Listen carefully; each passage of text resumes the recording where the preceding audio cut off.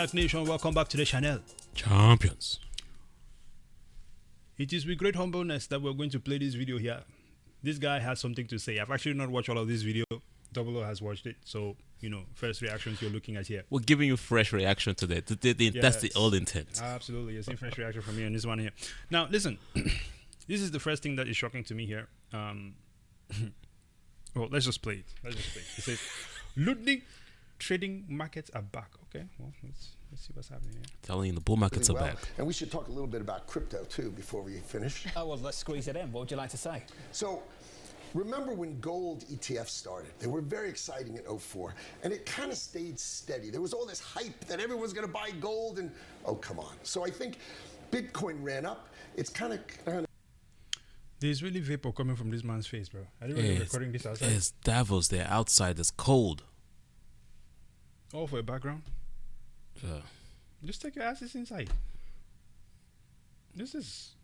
See, stupidity exists on every level. It's all about the effects. Yeah, it exists on every level. But, let's play on. going to stay steady. But when the halving comes, it's going to start to rally and grow. So Bitcoin, I think, will grow. And there's a company that I like called Tether. It's a stable coin. And I manage many of their assets.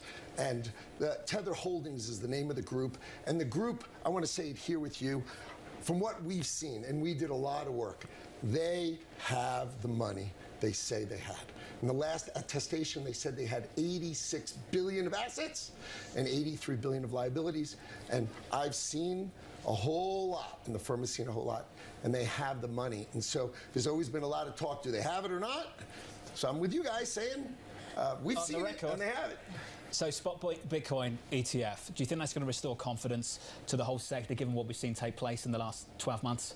No, that doesn't have anything. That's just a way for Americans to buy it. Can I ask you a question? Sure, please do. Why are Americans having anything to do with Bitcoin anyway? Why do they have anything to do with stablecoin anyway? Well, I can give you money on Venmo, on PayPal. It's not an American thing. This is Americans just cocking around like buying Tesla stock. Okay? Well, they're doing that plenty. I know they do, but this is a speculative asset for us. But for countries like Argentina, Venezuela, Turkey, these crypto assets matter. Stable coins matter in those countries. Okay, they really do. It's a way to hold on to the dollar. So I think Tether's stable coin in Argentina, in Venezuela, in Turkey. I mean, imagine you're in Turkey. You don't want to hold the Turkish lira. I mean, come on. It's going to go down 50% this year. You want to hold the dollar, and holding it in a token, right? Holding your dollar in a token is amazing. So I think that's why Tether's doing really well. You realize Tether has $95 This guy's here to pitch Tether. in issuance. It's a huge amount. Yeah, also for real. You see how cold they are out there? Listen, man. This man went and froze his nuts off just to come and tell you that Tether's holdings are real. Cool. But it covered a lot in that video. He covered a lot in that video. If you paid attention to the objective of this content. Yeah. I think that from just watching it the first time here, here's a couple takeaways. I think that we must be paying attention to the narrative. The narrative gives you the overall picture. The narrative gives you the overall trajectory in which we're moving. Okay, the narrative is changing from this fiat situation where people want to ignore Bitcoin, want to ignore the whole crypto sector, to what it is now. And for it to be what it is now, it means that this sector has dealt a huge blow to the traditional system. We made a video many years ago where we said that these sanctions, whenever Russia was making that move, we said that these sanctions will be the downfall of the USD. Of the, what did they call it again? The SWIFT system, which is mostly the dollar. You can ignore it all you want.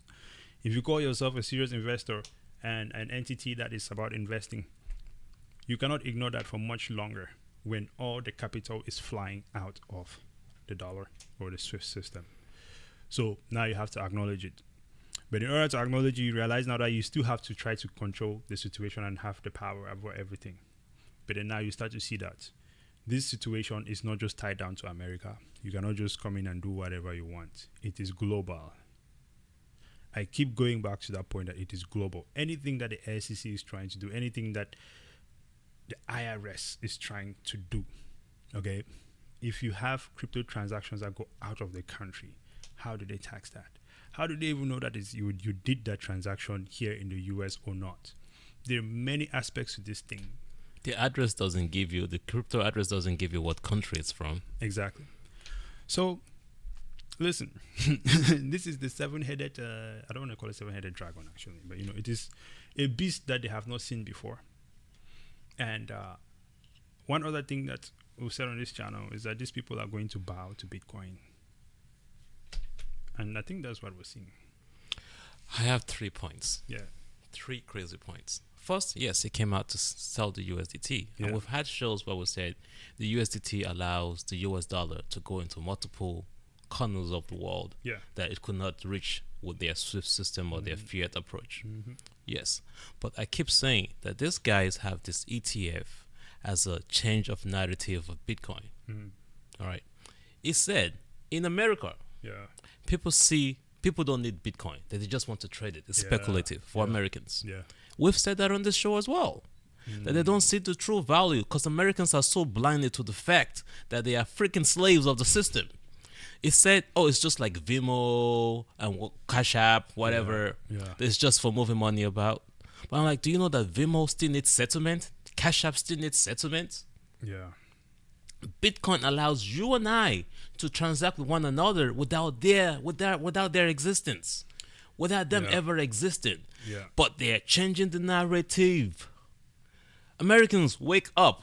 You need to be able to transact and store your value for yourself and transact with one another without that middleman, without someone saying you cannot do it, without Cash App saying you can only transfer $5,000 a day, or with Venmo saying there is a limited amount of money that can come out of your bank account, or your bank telling you can move certain money out of your bank at certain days, or the bank shutting down on the weekend. Yeah. That is one, changing the narrative.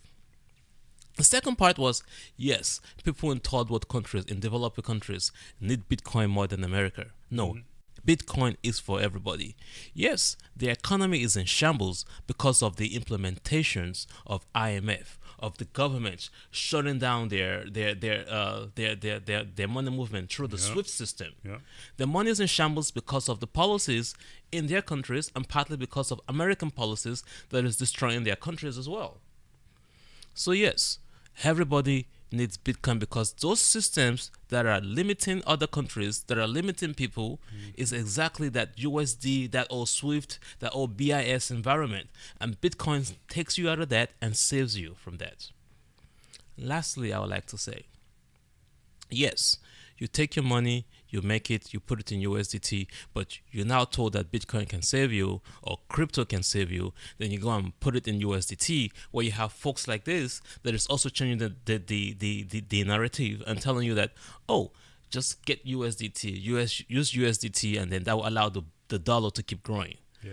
There is no hate against the dollar. Yes, the dollar will be there. But we're saying that the system that allowed the dollar to exist the way it exists now is extremely corrupt, and the way you exit that system is through Bitcoin. Not this old manipulation of ETFs and trying to compare it to gold ETF madness. Yeah. That is not what we're here to fix. Absolutely. But that is what they want to change the narrative into.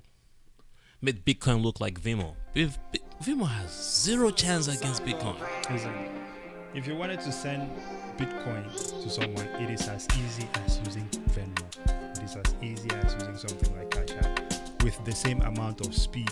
It is called a lightning network. Okay. The value that you are holding in this Bitcoin, okay, as you can see on this page here, Bitcoin is now sitting at $43,000, but you cannot see it on this screen because I'll small the screen so that you guys can. $43,000 is what you're looking at Bitcoin in this scenario. I keep telling people that this thing started at less than 25 cents. You know what I'm saying? So, listen, contact us if you want to learn more about Bitcoin. You might be one of those people who is on the fence. Maybe you have family members who are on the fence. We do not say these things because we want to just get views. We're saying these things because we're looking at history before us. Can you Venmo Africa? Venmo doesn't even work in Africa. Exactly. Venmo does not even work in Africa. This thing will work anywhere in the world. So maybe you're having difficulty. Shilling Tether. He was definitely shilling Tether. It was so obvious. Robin Dub. Yeah, but listen, yeah, definitely contact us, reach out to us. Okay, we are there on X. STAKK is the name there. Subscribe to our channel, like the video, share it with your friends. This is a deja vu moment right here. Okay, and it's definitely a good one as well. So please check us out. Let us know. We are here to help you, your friends, anybody that needs to understand Bitcoin more. This is what we do. Okay. Anything else, Double O? Champions. Until next time, ladies and gentlemen. Brazen out. Double O. Hey. Sun God.